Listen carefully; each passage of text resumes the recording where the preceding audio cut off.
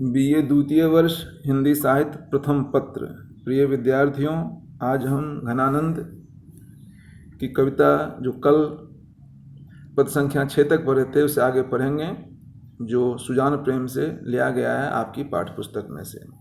पंक्ति है, भई अति निठुर मिटाई पहिचान डारी, याही दुख हमें जग लागी हाय हाय है। तुम तो निपट निर्दयी गई भूल सुधी, हमें सूल सेलन सो क्यों न भुलाई हैं। मीठे मीठे बोल बोली ठगी पहिल लेतो तब, अब जिए जारत कहाँ धो कौन न्याय है। सुनी है कि नाही यह प्रकट कहावती जू, काहू कल पाई हैं सो कैसे कल पाई हैं। बहुत ही अच्छी पंक्ति है। इसके माध्यम से घनानंद ने किसी प्रेमिका की उक्ति का चित्रण किया है, वर्णन किया है। पत्र या संदेश प्रिय को दिया गया है, पर उनकी उदासीनता या विमुखता का और अपनी सुमुखता का कथन है। दूसरे को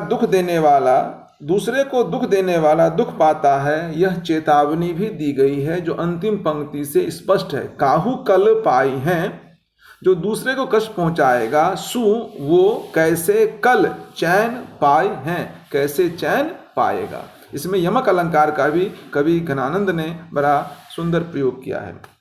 अब इसकी कुछ शब्दों शब्दार्थ कर देखते हैं। निठुर, निठुर कहते हैं निष्ठुर को, निर्दय को। मिटाई मतलब पहचान ही मिटा दी, एकदम भुला देना। जख कहते हैं रट को, निपट कहते हैं अत्यंत।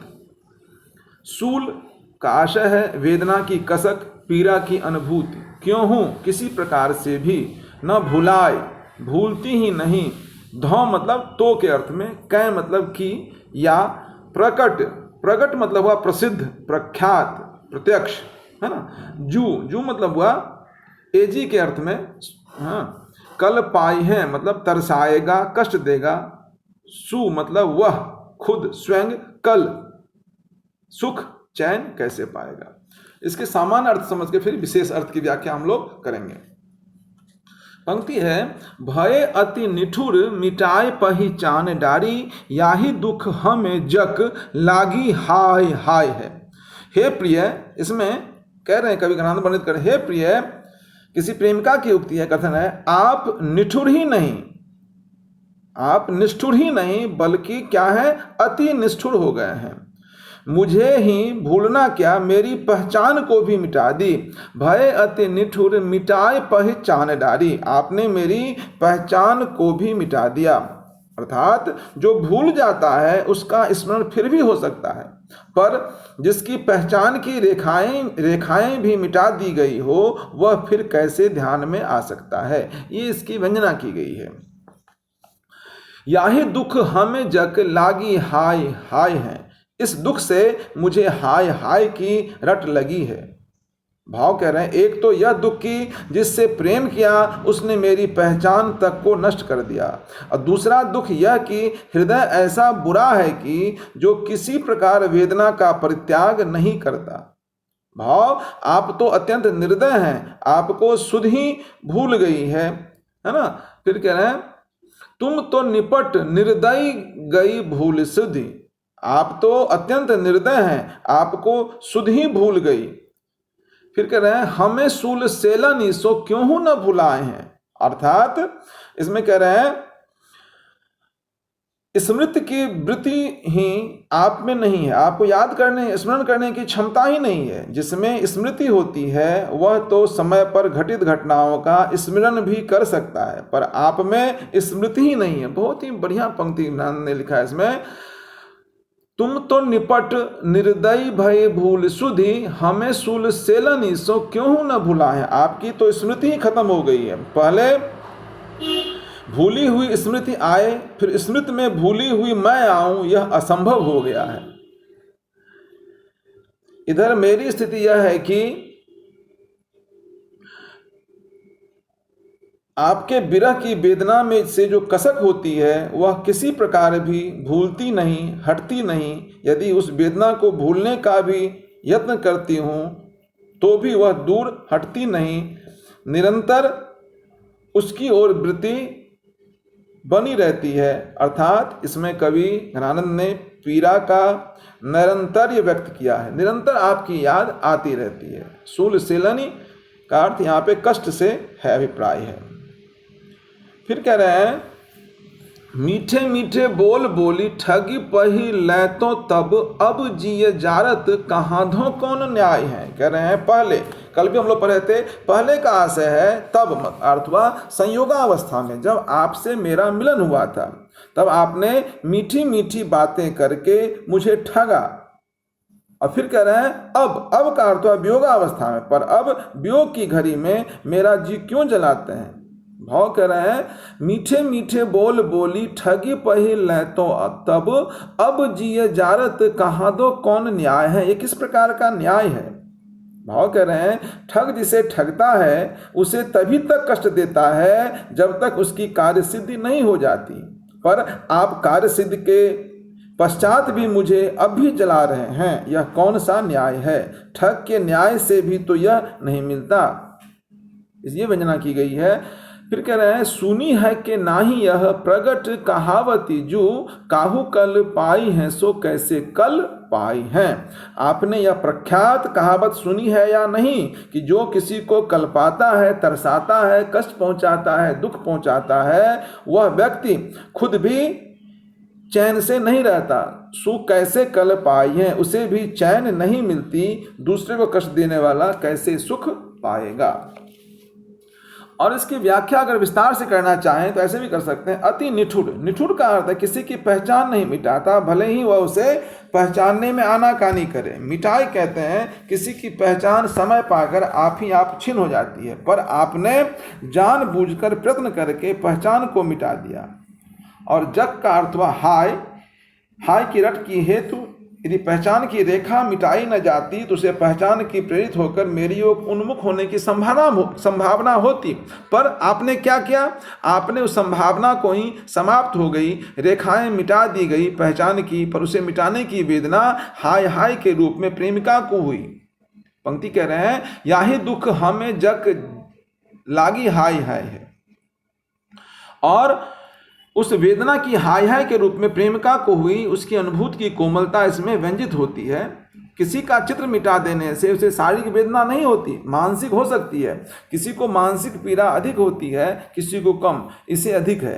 रट लगी है, इसमें बताया गया है। निपट निर्दयी, निष्ठुर और निर्दय में भेद है। इसकी व्याख्या हम इस प्रकार कर सकते हैं, जो निष्ठुर होता है वह अनुभूति शून्य होता है, किसी के प्रेम की अनुभूति उसमें नहीं होती। निर्दय में किसी की वेदना की अनुभूति नहीं होती, साथ ही वह किसी के प्रति आघात आदि का कड़ा व्यवहार भी करता है। जैसे मान लीजिए कोई पुत्र अपने माता पिता की चिंता न करे तो वह निष्ठुर कहलाएगा, पर वह उनकी संपत्ति छीनने का भी यत्न करे, उन्हें भूखे मरने को विवश करे तो वह निर्दय कहलाएगा।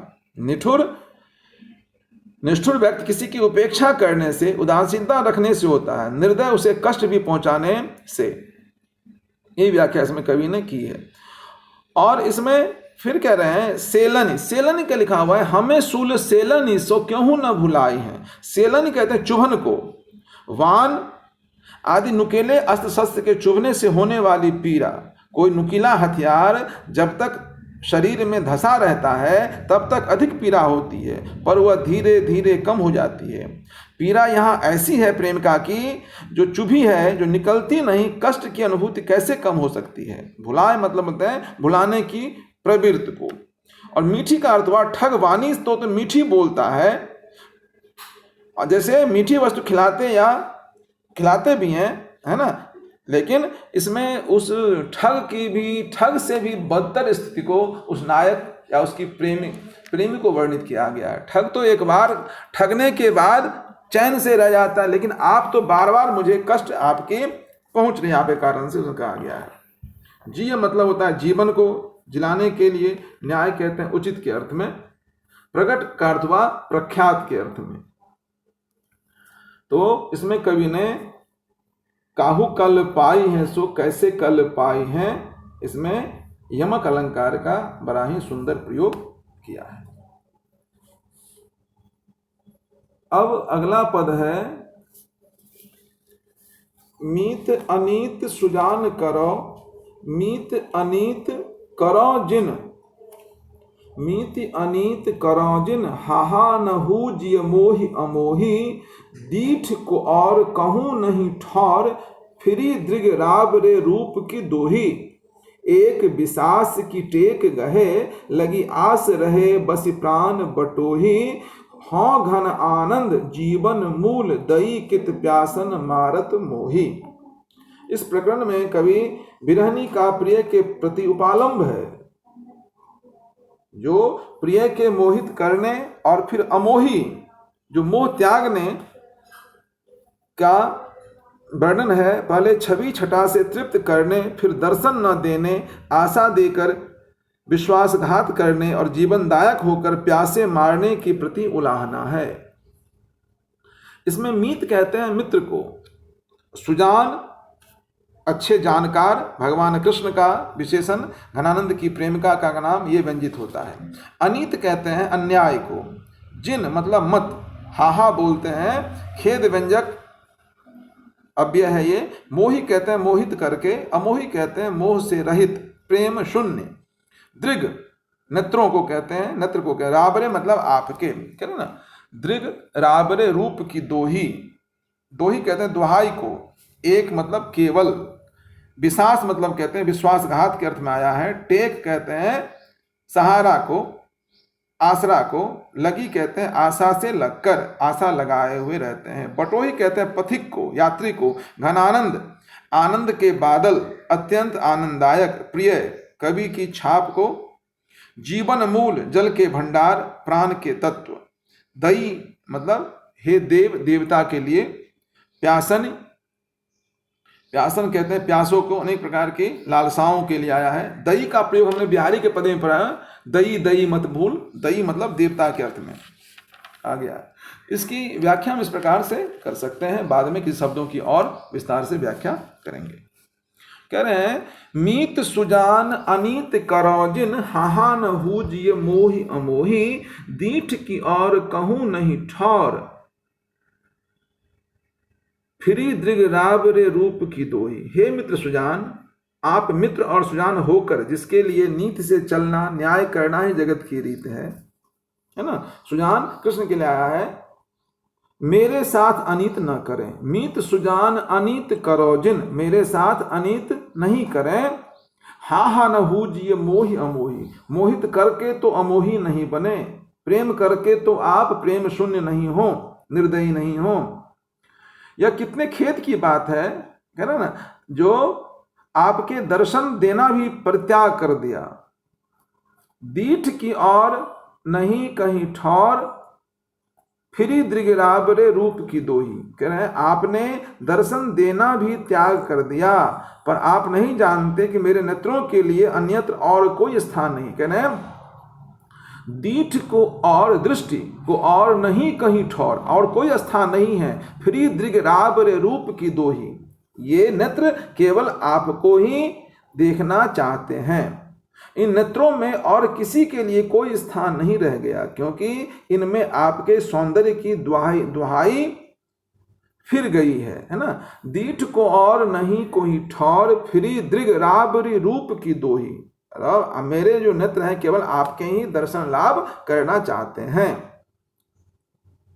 अर्थात मेरे नेत्रों में सर्वत्र आपका रूप ही छाया हुआ है। इन नेत्रों के लिए और कोई नहीं टिकने का स्थान नहीं रह गया है, और इन नेत्रों में ही और किसी के टिकने का स्थान नहीं बचा गया है। फिर कह रहे हैं एक विसास की टेक गहे, लगी आस रहे बस प्राण बटोही, हाँ घन आनंद जीवन मूल, दई कित प्यासन मारत मोही।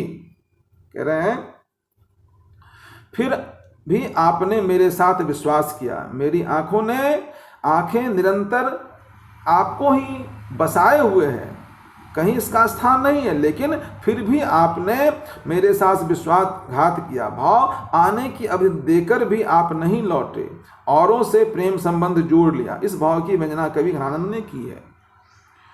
तो भी आपके इस विश्वासघात में विश्वास की ही संभावना करके इसी के आश्रय आशा लगाए हुए मेरे पथिक प्राण बसे हुए हैं। एक विश्वास की टेक लगी, टेक गहे लगी आस रहे बसी प्राण बटोई। आपने मेरे साथ विश्वासघात किया, लेकिन आपके विश्वासघात पे भी विश्वास करके मेरी आंखें आपको पंथ को निहार रही है, इस आशा में है कि आपके दर्शन से मेरा मन पुनः तृप्त हो जाएगा। मेरे इसी आशा लगाए हुए मेरे पथिक प्राण बसे हुए हैं। प्राणों ने अब पथिक का वाना धारण कर लिया है।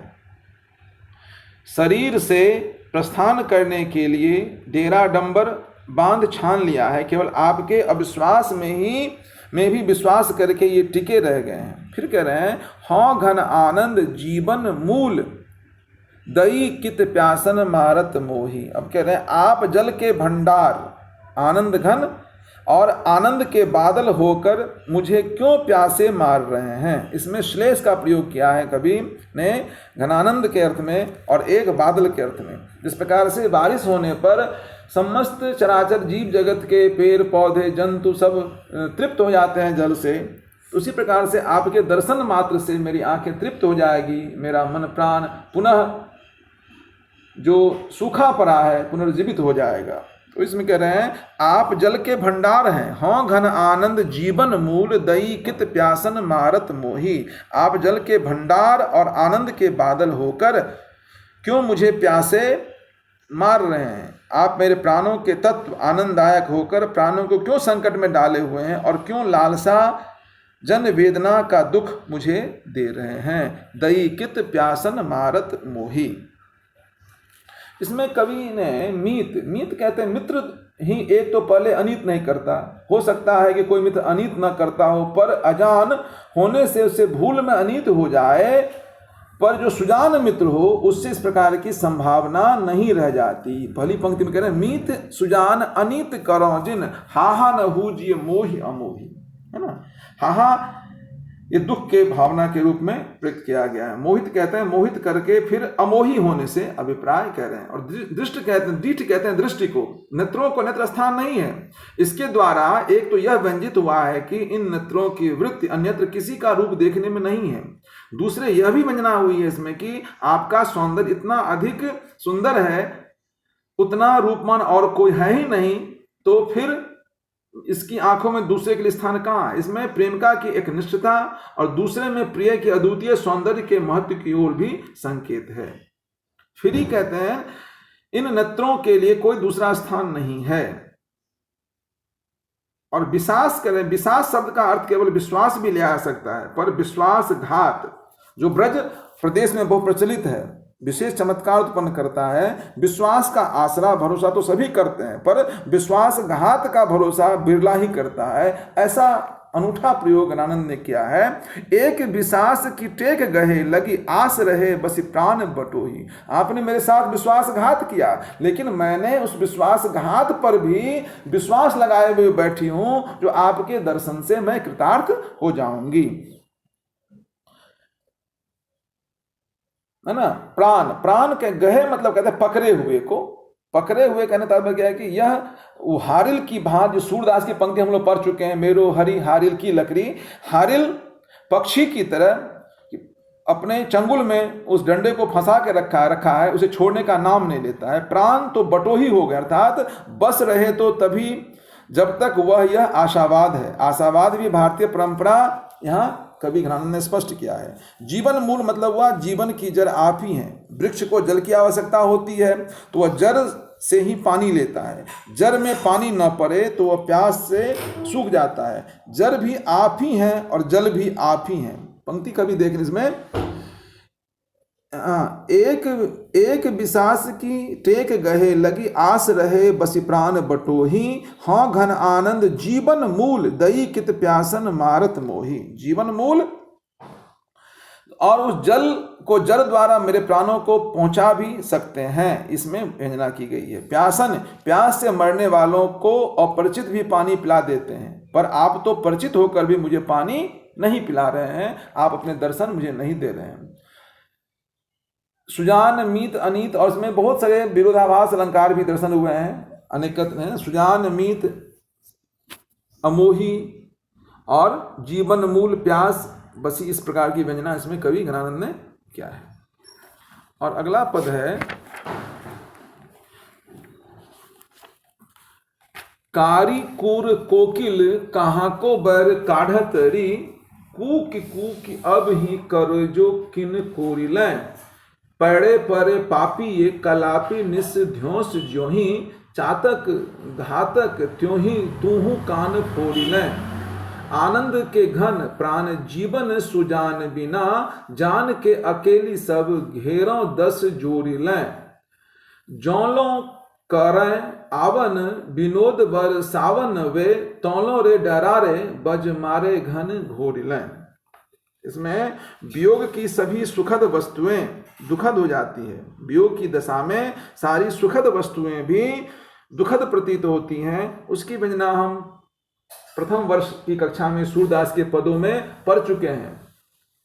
जो बिन गोपाल बरन भई कुंजे, तब ये लता लगत अति शीतल, अब भई विषम ज्वाल की पुंजे। उसी बात को कह रहे हैं, जो वियोग में सभी सुखद वस्तुएं भी दुखदाई प्रतीत होती हैं।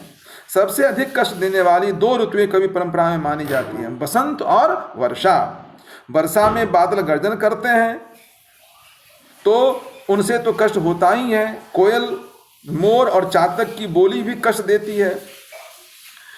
इसमें प्रत्येक कष्टदायक को बिरहनी संबोधित करके खींच कर उससे अपनी शक्ति भर से अधिक वेदना दे लेने को कहती हैं।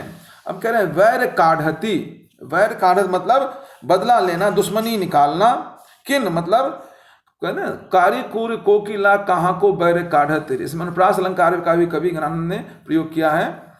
तो किन है ना,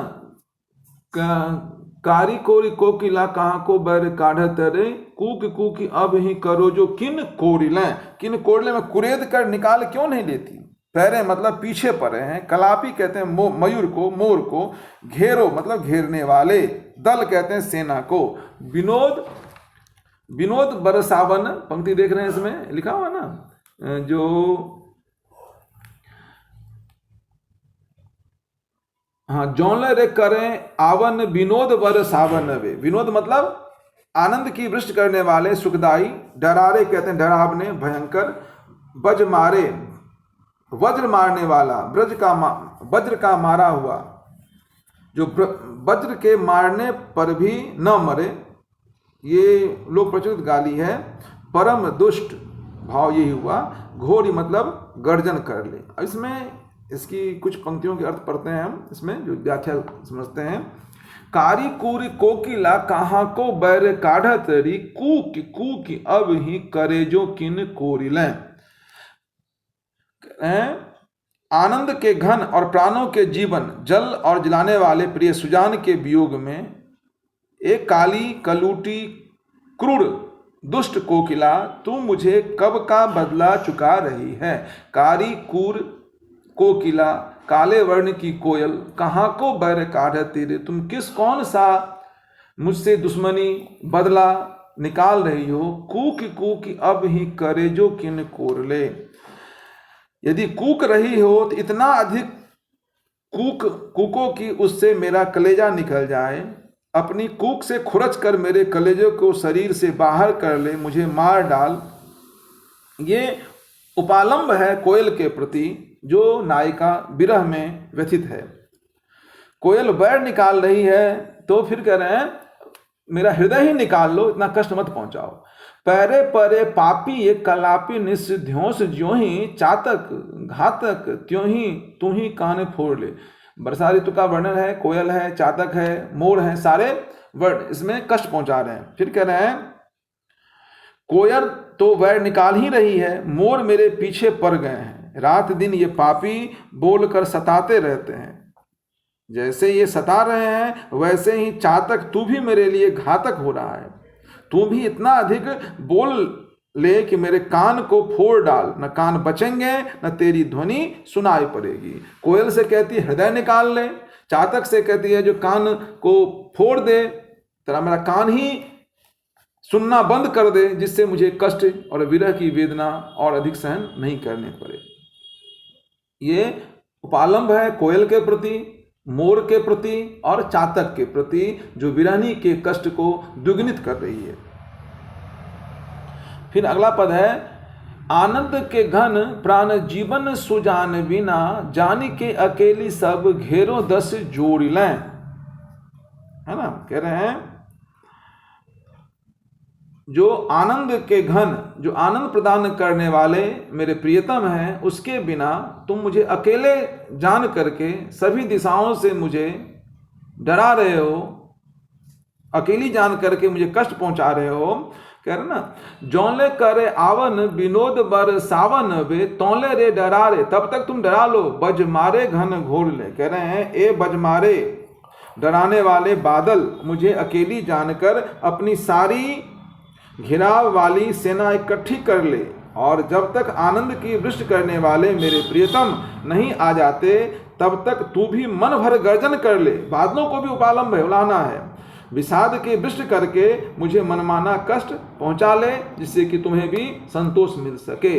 लेकिन जो ही मेरे प्रियतम आएंगे, उनके दर्शन होगा, सारे कष्ट दूर हो जाएंगे और तुम लोगों को अपने मुंह की खानी पड़ेगी। इस प्रकार से वर्णित किया गया है।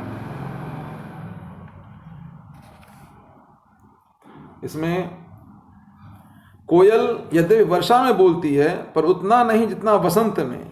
इसी से शास्त्रीय व्यवस्था के अनुसार कोयल का कंठ बसंत में ही खोलना चाहिए, पर भक्त कवियों ने और स्वतंत्र कवियों ने शास्त्रीय व्यवस्था की चिंता उतनी नहीं की। उन्होंने अपने कान खुले रखे और अनुभव पर विश्वास किया। इसी से वर्षा में कोयल की वाणी तुलसीदास के काव्य में सुनाई पड़ती है तथा घनानंद की कविता में भी। ये विशेष ध्यान देने की बात है।